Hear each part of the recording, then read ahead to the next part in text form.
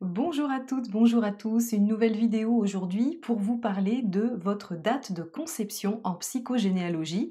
Je vais essayer de faire court pour ne pas vous perdre et pour vous expliquer un petit peu quelle est la pertinence, quel est l'intérêt de comprendre votre date de conception. Alors, on va partir de votre point de départ qui est votre date de naissance bien entendu, et puis vous allez rajouter 3 mois à votre date de naissance pour tomber sur votre date de conception.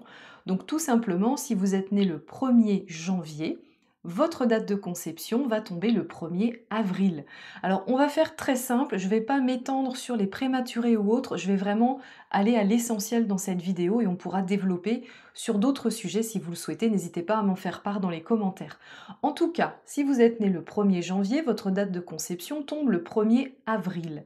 Le 1er avril, peut-être que dans votre famille, dans votre généalogie, cette date du 1er avril va correspondre à, par exemple, la date de naissance ou la date de décès d'une personne de votre famille, que vous l'ayez connue ou pas, peu importe.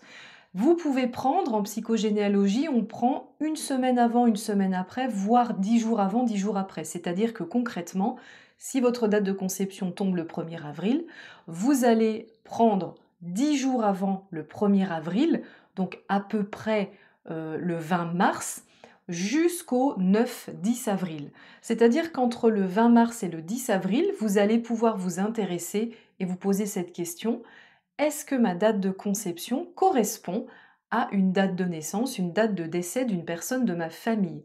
Si c'est pas le cas, eh ben, aucun problème, on va aller voir ailleurs comment on peut exploiter tout ça.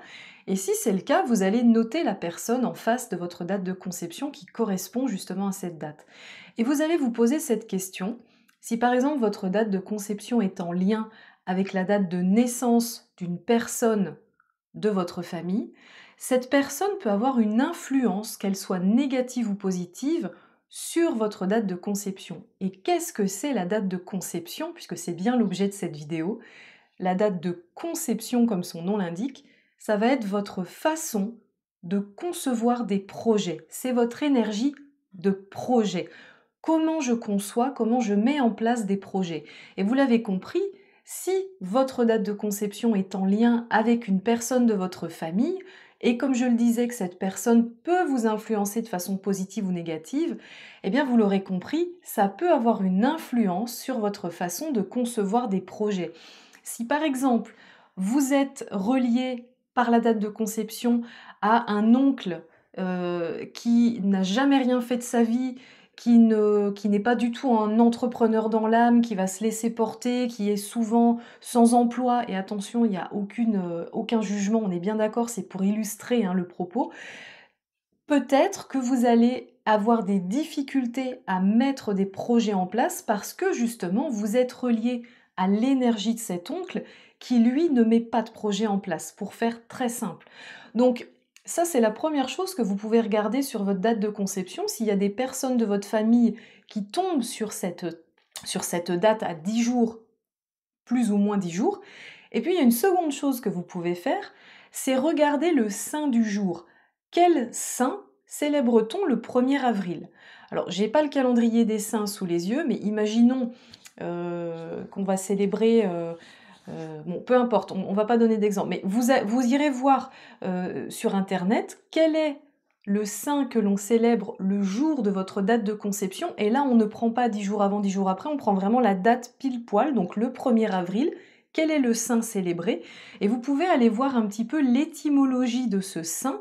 Donc quelle est l'influence, quelle est l'énergie portée dans le prénom qui tombe sur votre date de conception, et vous allez voir que aussi ce prénom, en tout cas l'énergie du prénom, peut vraiment avoir une influence sur votre énergie de projet.